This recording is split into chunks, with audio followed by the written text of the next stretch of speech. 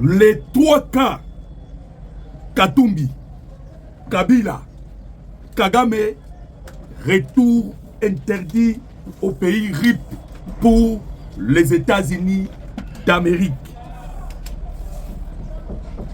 Paul Kagame prépare une mission suicide na Burundi. Évariste Ndayishimiye ciblé par la France, le Rwanda et le M23, la République de la Chine entre l'enclume et le marteau. Ninezali kolekana. Mbote na bino ba papa, mbote ba maman, mbote na peuple congolais nyonso de partout. Bino ba bozali kolanda biso en ce moment. Bande ko ba congolais awa tozana esengo. Esengo koya ko solola pe ko beta elongo na bino masolo o etali la République démocratique du Congo mboka na bino mboka na biso. Bande ko ba congolais kaka ndenge toyebisaka na bino bitumba oyo tozobunda nde presque na batu ya mongo ya mokili mobimba oyo tobengaka na kombo ya ba multinational. Voilà pourquoi tant nyonso bozali kobenga biso pe koloba mais États-Unis d'Amérique aloba kia kobeta Rwanda tisko abeti te polani. Pourquoi Donald Trump asali bote? Pourquoi ndeko congolais o ezali bitumba ya biso nyonso o ezali bitumba ya peuple congolais parce que tozo bundana bato ya mbongo ya mokili mobimba. Mais tozo sabino ke victoire ezana kana biso. Alors bandeko to senga déjà na bino to aimer émission, to commenter, to partager. To aimer émission, to commenter, to partager parce que na kati ya émission bokoyeba mboka euti wapi toza wapi tozo kende pe wapi. Alors en cela et kopé sabino pe les moyens pour te soutenir maman mboka Congo. Bande ko ba congolais tozo lo bali susuke responsabilité en mboka za na maboko na biso. Webi pourquoi to lo bongo ba congolais ba zimbongo bazana en France, bazana en Belgique, bazana en Angleterre. Bande ko okomona bango na ba TikTok par-ci par-là pour na ko défendre Hippolyte Kanambe. Ne va éviter que en défendant Hippolyte Kanambe, bazo ko défendre directement le Rwanda. Alors, tozo beta masolo bandeko. Tozo beta masolo, il y a les 3 cas. Les 3 cas Katumbi, Kabila, Kagame. Basali nini bandeko visé par les États-Unis d'Amérique.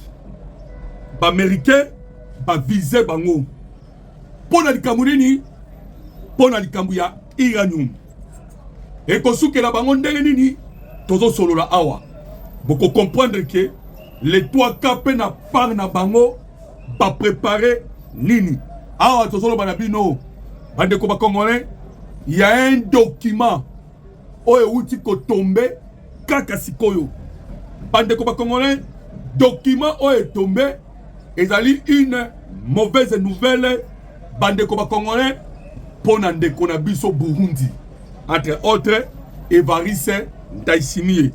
Tokotangela bino document, tokotalisa bino ba vidéo, tokotalisa bino situation oyo eza sikoyo entre na kati ya frontière entre le Rwanda ainsi que Burundi. Ça chauffe. Kagame ainsi que l'un des 3 cas balobi basala la mission impossible. Alors tozo beta masolo. Tozo beta masolo bandeko des actions sur le terrain. Oye kuluwe maramoko Katumbi Kagame, pardon Katumbi Kabila. Wapi na Grand Katanga. Wana nani? Katebe Katoto. Bandeko ba véritable Katange ba bandi ba action. Toko pete la bino di solo bokoyoka ba action oyo ba véritable Katange ba bandi wapi na Grand Katanga. Na minito bandeko Katanga verrouillé. Katanga verrouillé. Et pas nani, et pas yaba, et pas ya Katebe Katoto. Nanani, na ba véritable Katangé. Bloc solide bandeko. Tozo solo la, dossier on a na katia émission. Tozo beta masolo, bandeko ba congolais, biso République démocratique du Congo. To bloquer ba chinois. Bandeko, Njoka, ezaka biso de toye baraté. Nous sommes un puissant pays. To bloquer ba chinois. Ah, si ko ba chinois, et sengeli basala, bazwa décision. Baza entre l'enclume et le marteau. C'est là où nous allons commencer notre émission. Tozo banda et pas ya ba chinois. Ni désolé kana bande ko ba congolais. République démocratique du Congo, to bloquer sous oui vrai na combattre. To bloquer du sous. Pourquoi? Parce que les Américains battent ici biso ba vérité. Il y a richesse, il y a bozui, il y a Kabila, Katumbi, Kagame. Tous les bons bateka qui iranium na poche na bango. Mais na ba chinois et sengeli sikoyo bazwa responsabilité na bango. Bakovana na Congo to bakovana na Congo te. Ah parce que tozo pousser bango, tozo mener bango na pression pour que bazwa décision. Bakovanda na biso ou te. Parce que République démocratique du Congo bande ko bandi ko décision. Vous allez constater quoi? Le président Tshisekedi a fait ça qui à peu près 9 mois à bloquer qui combattre. Donc information quoi qui kala que le Rwanda ainsi que Joseph Kabila tous les combats qui kobima, il y avait des caisses na kati nango auto yeba kité iranu mazaki kobima. Auto zo kelo côté. Le président Tshisekedi était au courant. De vous constater to bloquer qui bande ko ba congolais. Boyebi ke na guerre aux na est à Congo, ba chinois pe bazana ba groupe armé na bomba soutenir. Ba pesa kaminduki, ba pesa tout. Vous allez maintenant constater que Congo a la kaka déstabilisé. Congo a la kaka déstabilisé. Alors, vous allez maintenant constater bandeko que République démocratique du Congo to ABC Sikoyo, la Chine officiellement. Pas chinois bossa la choix entre Rwanda na RDC. Rwanda na RDC. Dernièrement, totaki kokanga na Katanga. Na Katanga tokanga kinani. Tokangi un député chinois bandeko ba Congo. Député chinois. Nambongo elongo na banani naba M23. Naba M23. Voilà pourquoi tant on a bandé qui émission dans le Sabino bandeko ba Congolais que République démocratique du Congo azo bundana bamboka puissant. Vous imaginez Union européenne. Oye kotoyo Chine. Oye kozwa bandeko ba Congolais ba multinational américain. Aujourd'hui Afrique du Sud. Aujourd'hui Congo Brazzaville. Hollande, Rwanda, Ouganda. Kenya kutu kolobate. Donc nous sommes encerclés. Mais maintenant la meilleure des choses est nini. Bitumba wana makamone zai ko salama na CC. Awa sikoyo est commis en public. Ni désolé Canada Burundi. Bande ko congolais, les 3 cas en colère. Dans autant que nos documents, Katumbi, Kabila, Kagame en colère. Awa tozoloba, Katumbi akei kozwa. Bande ko nanga ba congolais akei kozwa. Abengi bokilo na ye.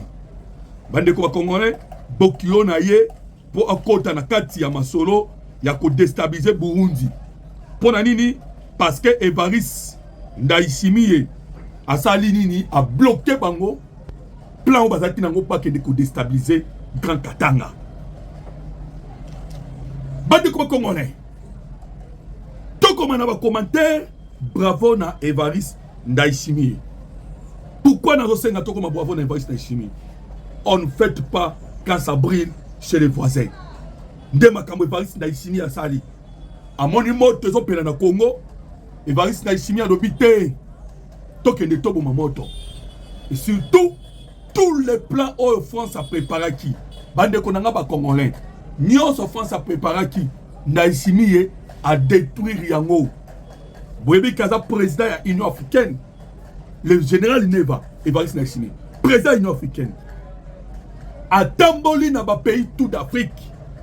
A côté awa, au nom ya président de l'Union africaine, akoti awa bimi akoti koto abimi azongi koto yo bande ko ba congolais a to ça na bino ke a bloqué Kagame. Voilà pourquoi tu constates que l'armée numérique rwandaise babimi bawandi ko attaquer Evariste Ndayishimiye. En tout cas na kati ya batuti power bande ko boyebi la grande organisation o babengi na kombo ya Tuti Power.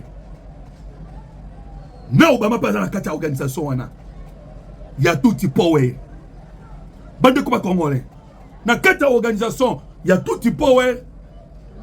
Papa ya Karine Bokilo ya Moïse Katumbi azana kati. Papa Bokilo ya Moïse Katumbi, papa ya Karine Katumbi azana kati ya Tuti Power. Et ce n'est pas pour rien. Bon, mon qui Moïse Katumbi candidat. Ils ont qui plan ya bayi Tuti Power. Pourquoi? Parce qu'il y a une dame Tuti burundaise na kombo ya Karine. Et Karine wana a un objectif nini. L'objectif est qui Moïse Katumbi a la président de RDC. Na mwasi na ye o azali Karine. O papa na ye. On a retangé no combat papa na ye. C'est un Burundais. C'est un Burundais. Et Karine wana azali burundaise. Tuti burundaise. Maintenant awa place alaki Katumbi azwa Congo. Lokola tata Bokilo ya Katumbi. C'est un Tuti burundais. Balou Kandeni va renverser Neva. Maintenant, je vais faire mon boulot. Le président Tshisekedi Azawana. Et Evariste Ndayishimiye Ayebi. Que il y a un certain. Nous avons fait comme on a venu. Nous avons fait un document. Nous avons fait un document. Tu aimes l'émission. Tu commenter. Tu partager. Tu aimes l'émission.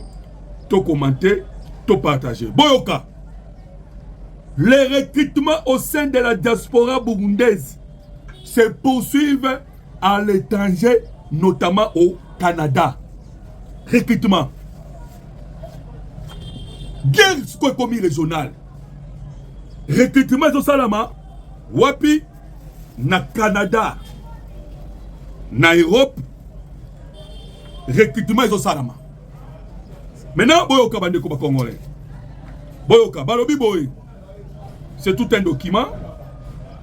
Les recrutements au sein de la diaspora burundaise se poursuivent à l'étranger, notamment au Canada. Selon le plan de Paul Kagame, le Burundi doit être dirigé par un régime pro-Kagame, Red Tabara, d'ici 2027. Ah, donc il y a 2027. C'est ça l'objet. Yoka. Une stratégie de déstabilisation régionale. Katumbi, Kabila, Kagame, Boyoka. Katumbi, Kabila, Kagame, Boyoka. Balobi Boye. Dans ce groupe d'opposants basés à l'étranger, dans ce groupe des opposants basés à l'étranger, Boyoka, Tozolo Baba, Oyo Baba Sangana contre Bakwesa, régime à Burundi. Et l'objectif est ce grand Katanga. Papa, ya Mwasi ya pardon, papa ya Karine Katumbi Bokilo Azawa Nakacha plan Boyoka Barobi Boye. Dans ce groupe d'opposants basés à l'étranger figure également le père Julien Nahayo. Le père, comme on a dit, Julien Nao, le père de l'épouse de Moïse Katumbi. Il réside en Belgique et membre de Upona. Bande Kuba Congolais. Les trois cas, Katumbi, Kabila, Kagame, bazu décision. Na décision bazu, balobi, Pachamoto na Burundi. Pourquoi ça Evariste Ndayishimiye? Pourquoi pourquoi ça Evariste Ndayishimiye? Parce que Evariste Ndayishimiye a bloqué le plan. Il a déstabiliser le grand Katanga. Bande Konanga ba Congolais. Nazolo badabino ke vu Bitumba Oyo, vu les stratégies, il y a l'Union européenne, vu les stratégies, il y a Emmanuel Macron, vu le préparatif sur le terrain. Ni Tete Evariste Ndayishimiye, on va bien un combat général Neva, bande combat congolais mais Katanga d'ailleurs c'est Tomba.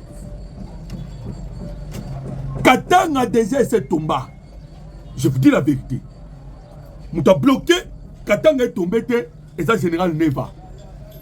Et surtout dans la trahison aux au niveau de la République démocratique du Congo. La trahison. Hein? Bazoya na bambongo en dollars et belé na basak. Ya sika sika. Misu ba faux dollars. Ba corrompre ba congolais. Bandeko. Le même phénomène tout le monde na bandeko na biso bazane na poto. Belgique, France, na ba panel na ba moi TikTok. Vous allez voir des gens qui critiquent Tshisekedi. La chose qui n'est pas mauvaise. Mais ce qu'on m'a dit, on retourne à Rwanda. Bouche B. Bouche B. Dans le dossier au Italie, le Rwanda. Je vous dis, bandeko congolais.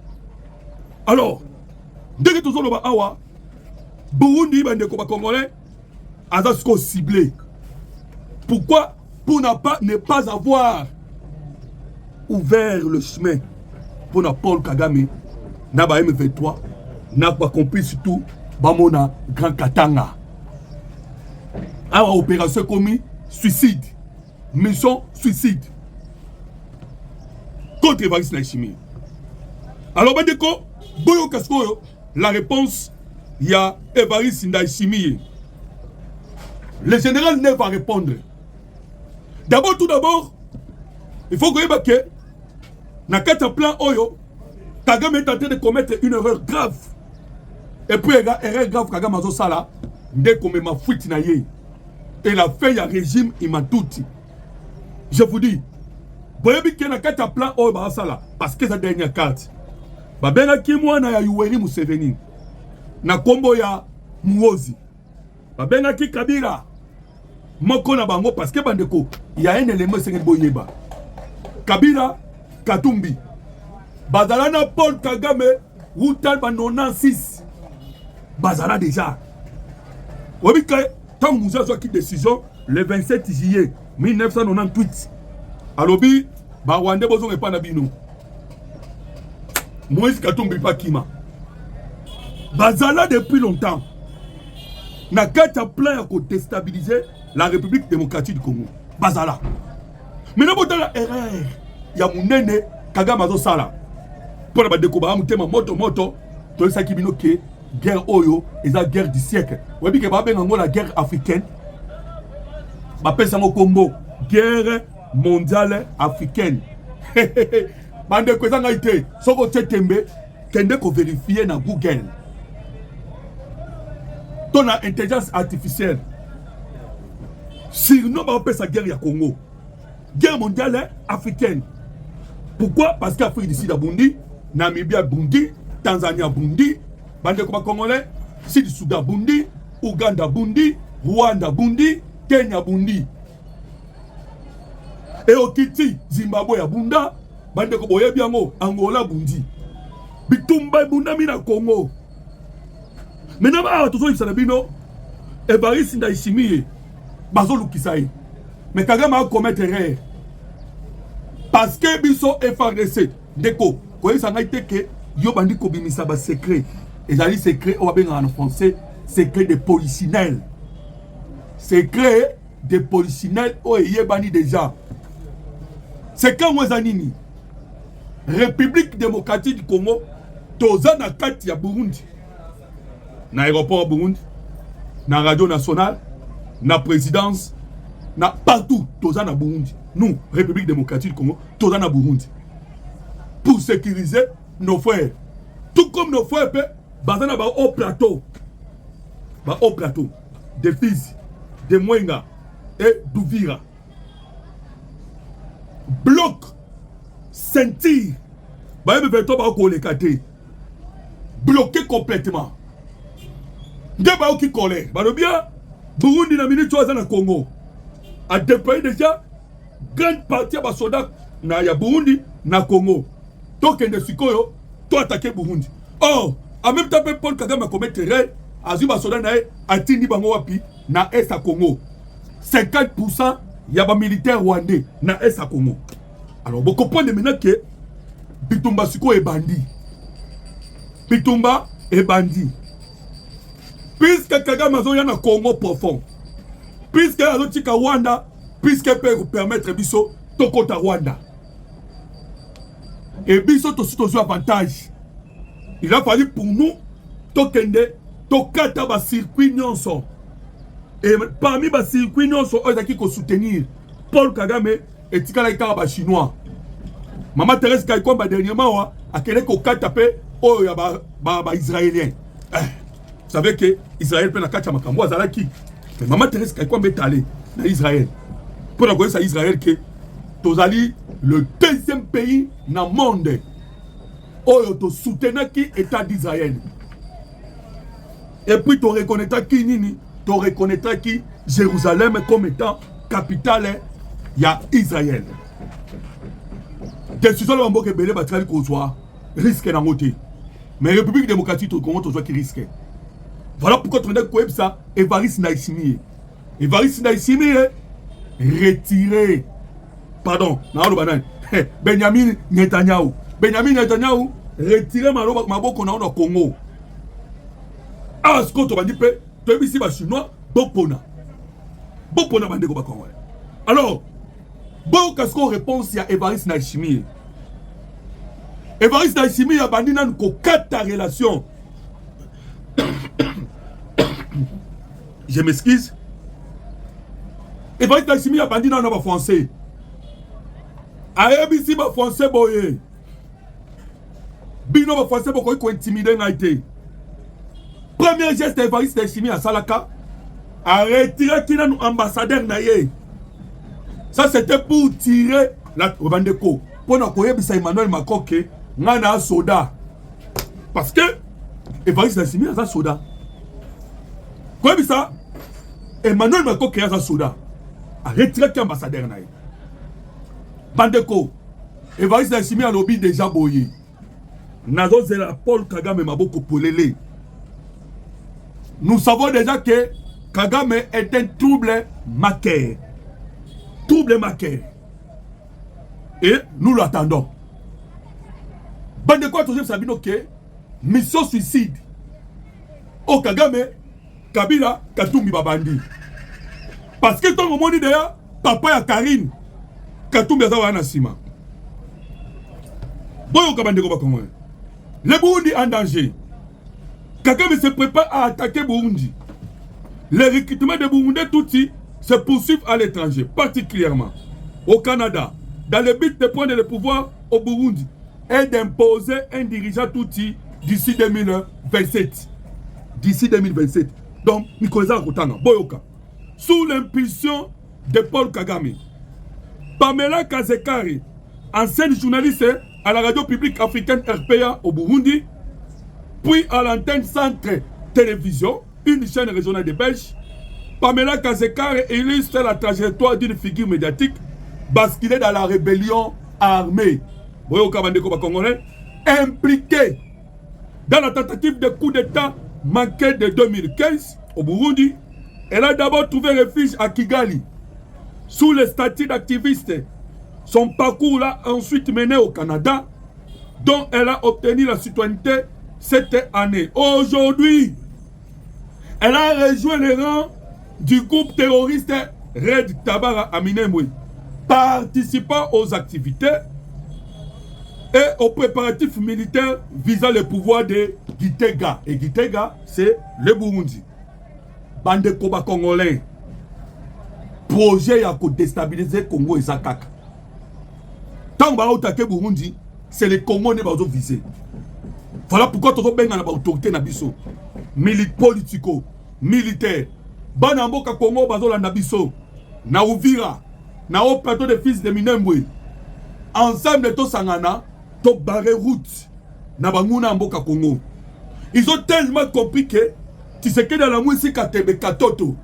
Tu sais que dit Alamusi bandeko bana ya kiungu wa kumwanza. Tu sais que dit Alamusi bamuyambo. Tu sais que de bengi ba edi kapen. Bandeko batante katanga ya pas possibilité. Awa sikoyo, ils veulent maintenant attaquer Évariste Ndayishimiye jusqu'à ce que va attaquer. Vous voyez le danger? Parce que tout ça qu'on alerté. Ndeko Congolais, partagez l'émission, partagez live, partagez Bandeko Toubayeba. C'est un danger qu'on ne doit pas négliger. Vous savez ce qui s'est passé en Europe? Vous voyez pourquoi Russie na minute oyo? La Russie a des difficultés à causer ça. La guerre entre la Russie et l'Ukraine. Malgré maman na mabele oyo Russie a zoaki na maboko ya Ukraine. Vous savez pourquoi? Awa lelo ekomi Ukraine a komi kobeta ba 500 drones na jour. Aouti ko déstabiliser Crimée. Awa pe boye Poutine a komi ko Sibir. Boye bien wapi. La politique est dynamique. Voilà pourquoi tu as réveillé comme ça va Congolais. Il y a un danger. Now tu connais ça que Burundi est très proche et c'est le Burundi qui nous a aidés à résister pour que les gars Katang est tombé. Et la guerre ce n'est pas avec Kagame. La guerre est allée dans la multinationale. Bah on va la sur le téléphone. Congolais faut y bayango. Parce qu'il y a des Congolais qui disent ah Kagame mango pe Kagame mango. Mais ce n'est pas Kagame, c'est les multinationales. Tout le monde n'est pas de Congolais. Kagame est mon qui ça passe ici, ça passe ici. Les minéraux et les cacao. Nous avons 1%. Nous avons 1%. Nous avons 1%. Nous avons 9% qui n'arrivent pas à Bango. Bande de Congolais. Bon, la politique, Emmanuel Macron a salaki. Emmanuel Macron a tali, à lobby, pour avoir Poutine, il faut tout attaquer Victor Orban. Ou Azalaki, premier ministre, il y a Nani, il y a Hongrie. Dans le Babongo, pour les Congolais, tout prier pour la présidente Tshisekedi. Il y avait un pays qui bloquait le financement de l'Union européenne et pas l'Ukraine. Et c'était Hongrie. À chaque fois que l'Union européenne se Chambongo pour soutenir l'Ukraine, Hongrie a Kati. Et qui était derrière l'Hongrie? Ezalaki Nani? Ezalaki Victor Orban. Je pense que le président Tshisekedi a été plusieurs fois. Bah français, n'a pas européen. Bah bandi qu'on menace le pouvoir, il y a Victor Orban. Bah menacer. Ti a tout le bas. Victor Orban a quoi y a qui n'a débit année oyo. Ce que la qui n'a pas cité, je pense que c'est à avril. Bande koba congolais. Orban quoi y a na tongo. Na pourquoi? Bah français va continuer ici réunion. Il y a l'Union européenne. Bazum Balamoko, 80 milliards d'euros. On oublie bien 80 milliards d'euros. Bah, il paye ça, Ukraine. Ukraine a eu 80 milliards d'euros. Balamoko, bandi fabrication, bah, donne. Rapidement. De moni, bah, comme il compte en Russie, 500 drones par jour.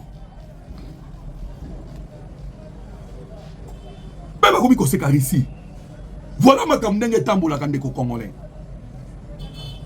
Ils ont compris que l'une des forces de Tshisekedi c'est Burundi. Voilà pourquoi ils ont activé leur machine contre Burundi. Et c'est un avis surtout prier pour la présidente Tshisekedi. Bandeko, nous sommes proches. Il y a indépendance. Nous sommes proches. Il y a ce qu'on soit. Souveraineté à la République démocratique du Congo pour toujours. On a toujours été. Tout ça peut bien. Indépendance ou des appels maman financière. Bitumbo Tobunda, et Zali a servi à Vinabiso. Bandeko, na moni vidéo, je pense que moni et le monde a biso ma vidéo. Ndenge ba marocain, bazoki ma Maroc, bakende en Espagne. Qu'est-ce qu'il y a en Espagne? Qu'est-ce qu'il y a là-bas? Même biso ba Congolais, Toki ma Congo, poto kende wapi, alors que nous avons tout. Tozana nyonso. Mais bazoka va bloquer biso. Il a fallu un homme. Et moi, Moutongo c'est Tshisekedi demandé quoi Congolais. Tolo ba yango te po esenge toloba, mais tolo ba avec be fait. Bande ko Tshisekedi d'ailleurs, il était interdit dans la République démocratique du Congo. Baloba qui vient. Parmi les accords signés dans San City, parce que il y a des gens qui parlent, il y a dialogue. Dans nos sacs qui il y a dialogue. Ndenge opposition, Bakomi, Babylone la Grande. Confusion totale. Baokoto Basenga ba M23, Bakota na dialogue. Baokoto Bazoluka, Mususu, Azane, Ligodo, Maringa Komandjoko. Ba prendre en considération. Donc, confusion totale. Mais pas de Koboyoka. problème au toza nango na minute oyo eza que notre République démocratique du Congo est un pays puissant mais baboyi biso tozwa indépendance économique financière na nyonso. Voilà pourquoi il faut pas luka tango nyonso bafuka misala biso. Tala ndenge tobeta na lisolo oyo ya Ebola. Bandeko des fausses rumeurs et comme kotambola. Na masuwa mo bakangaki amaluku. Na Kinshasa. Et Daniel Bumba a dû éclaircir dossier wana. Que masuwa wana bakangaki batu tout bazali na kati. Batie bango na quarantaine. Pourquoi? Ce n'est pas parce que bon les na kati. Mais c'est parce que il y avait une personne na kati ya masuwa oyo azali ko présenter ba signe moko ya kobela. Et ba kobela wana comme qui soupçon ya Ebola. Voilà pourquoi ils doivent prendre des bateaux surtout batia na cantonnement. Mais bandeko Ebola wana uti wapi? Na expliquer que loko wana. Les Américains bakangaki des scientifiques. Des scientifiques. Oh yo, bandeko ba Congolais bazakina ba bocale. Babenga kango ba fiole. Ils avaient 113 fioles. Na kata 113 fioles, 17 fioles ezalaki bandeko ba Congolais na mpox. Na mpox. Ba Ebola wana ya kika pour ba déstabiliser biso. Pour ba déstabiliser Congo. Mais vous allez maintenant koyoka ba opposant na ba Congolais ya mauvaise qualité. Ah Ebola, ah Ebola. Bandeko ba Congolais eza luvunu. Ezali ba fausse information o tozo telemena yango na décret ya kosakana te. Alors, bandeko ba Congolais boyoka. Fausse information mususu tozo détruire. Page au bomona eza page ya ba Rwandais. Les messieurs en question na page au Komone nani. Babenga Kae Simaro Ngongo. Un mater. Boyoka mamboazoloba. Maniema, premier meeting de Lyon de Saramwe dans le territoire de Kabari. Kabambar, voilà. Au Maniema, Moutalukuta ou Moutazoloba. Selon les informations rapportées, plusieurs militaires de FADS ont perdu la vie après être tombés dans une embuscade près de Kabambar dans la province de Maniema. Bandeko, Lokuta, il y a des gars au Sakanate. Bazana nouana na plateau. Bazana ba plateau. Ba meka kiko kene mulima. Mulima eza non loin na barakate. Matanga na Rwanda. Ba meka kiko meka. Mais tu sais non, matanga na Rwanda. Bande ko Congolais boyoka. Cette information relayée par le père spirituel de fake news RDF est fausse. Information n'est pas le kuta. Les fausses. Après vérification auprès du gouverneur du Maniema, celui-ci s'est dit surpris par les informations affirmant que les éléments du M23 RDF seraient déjà arrivés dans la province. Selon lui, ces informations ne correspondent pas à la situation dont il a connaissance. Boyoka, à ce rythme, on finira par croire qu'il s'agit du Maniema du Rwanda ou du Maniema du deuxième monde. Bandeko, voilà ma Maniema du deuxième monde. Mais la Maniema réelle, il y a le calme. Calme dans le degré yako sakanate. Mais la Maniema du Rwanda, au moins, kuna nde ba événement na ezo salama. Ah, tout ça, nous bandeko ba Congolais. Bon, kasikoyo, l'opposition na bino nzala. Divisé. Bandeko, très divisé. Ah, tout ça, nous. Très divisé. Pour l'année. Y'a Liboso, va fixer date à les 15. Ah, tout ça, les 15 ans, ils ont mon nana. Et donc, on va l'ongé ça té. Balbaki les 15. Si on va battre les 15 ans, on va pas ça. Tu sais que la côte, on a tourbillon. Et bango va commis Babylone, va commis confondu. Ah, koto et penge, à quel endroit na yemo en France, en Europe, à quel qu'on se fait santé politique. Pourquoi santé politique? Azalaki écarté lorsqu'il fallait prendre les leaders de l'opposition, Bakende Epaya et Paris Nachime na Burundi. Voilà beaucoup ya makambo epesi ba français kanda. Epesi Kagame kanda. Parce que Évariste Ndayishimiye muta panzi. Yé muta panzi ba opposant oyo. Yangona ba oki kanda. De retour et puis ngatala bien fallu ko sangai. Est-ce que Jean-Marc Kaboun est puissant plus que ngai? Qu'est-ce que Jean-Marc Kaboun a outi wapina? Il de pèse.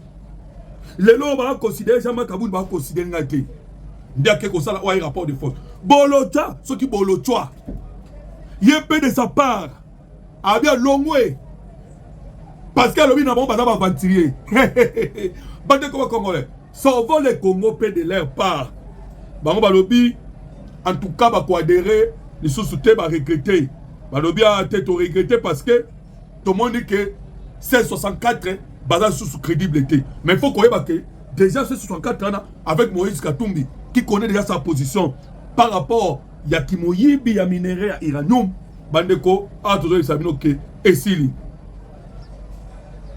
Essili pour la banque. Bon, Bandeko va Congolais. Depuis le 28 juin, Paul Kagame s'est éclipsé de son pays pour un séjour en Espagne. Après 10 jours d'absence, les récits officiels invoquent une simple escapade familiale, une version difficile à concilier. Avec le rumeur persistant sur son état de santé, en effet, alors que le chef d'État tente de maintenir une façade, les interrogations se multiplient. Est-il vraiment en Espagne pour des raisons privées ou le pays cache-t-il derrière ses vacances diplomatiques la prise en charge d'une pathologie grave? Des ressources évoquent un cancer au 3e stade qui progresserait insidieusement.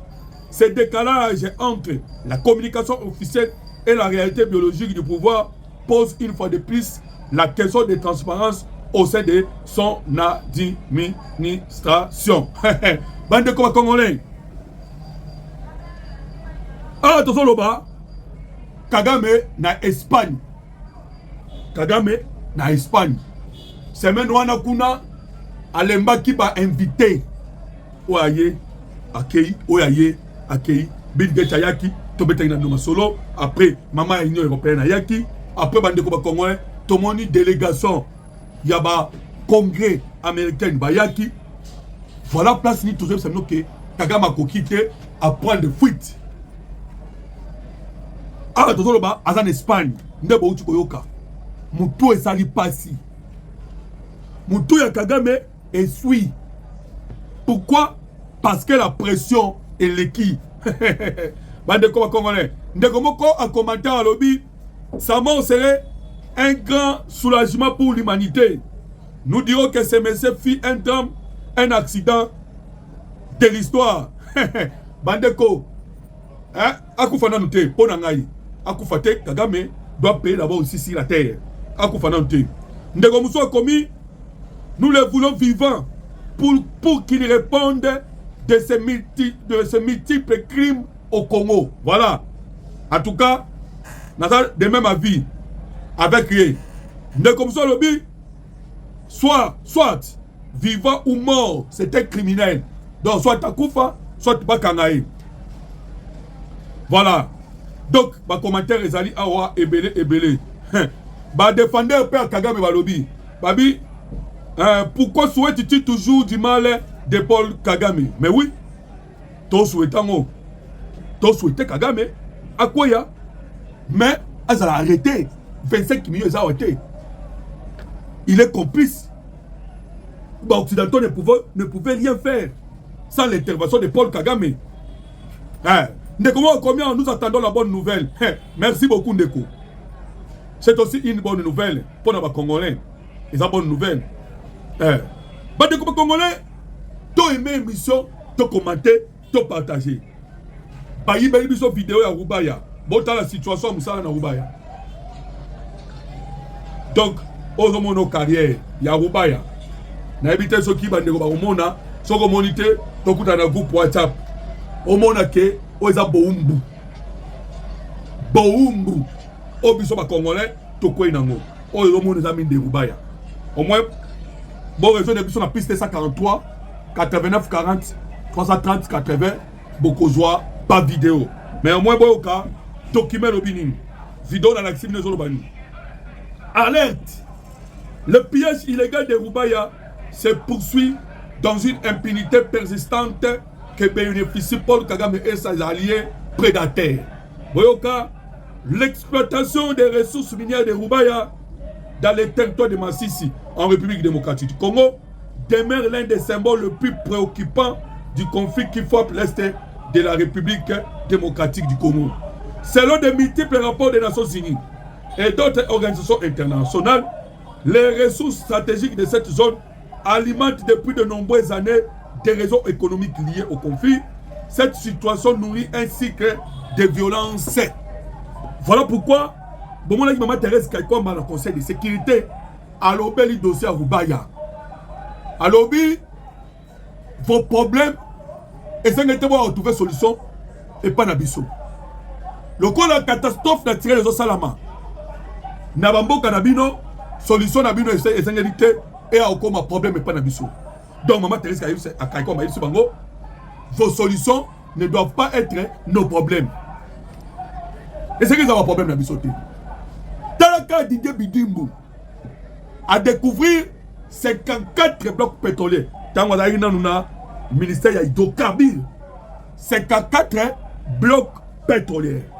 Bande combat congolais, tout ça, ça n'a ce qui est grave, c'est que la découverte, nous avons découvert, les Occidentaux, les boyi, les habitants, Tokoya Congo, nous sommes les Français. Nous avons Total Énergie. Total Énergie, c'est un bosso. Alors que nous avons pétrole dans la Calbert, aux Congolais, mais au côté de Ouganda. Donc, nous avons tout ça dans le pétrole. Mais nous avons un scandale géologique. Nous avons Congo. Dans le cas où nous sommes venus à Utikoloba, nous sommes venus à lobby, quoi que c'est un menteur. Alors, l'Afrique se développée, faut que ça Congo. Parce que Congo est un scandale géologique, mais au moins, dans le scandale géologique, il y a Congo, les Occidentaux vont copier. Mais Mousseveni, nous n'avons pas Occidentaux à papier. N'est-ce pas, Yoyoueni Mousseveni? N'est-ce pas, Bino? Maintenant, là, c'est quoi? Beaucoup de n'importe quoi. Oh non, République démocratique Congo. La cause de la souffrance africaine, ils ont des binos. Ils ont Rwanda, Ouganda. Parce que c'est l'Ouganda qui m'a oyo. Voilà, les combats congolais, c'était avec plaisir qu'on a partagé et l'on a bino, la République démocratique du Congo. Tu as aimé l'émission, tu as commenté, tu as partagé. Tu as aimé, tu as commenté, tu as partagé. Il y a quand tu as un groupe WhatsApp, na plus 243 89 40 330 80. Plus 243 89 40 330 80 Zamba Pamboula Bino.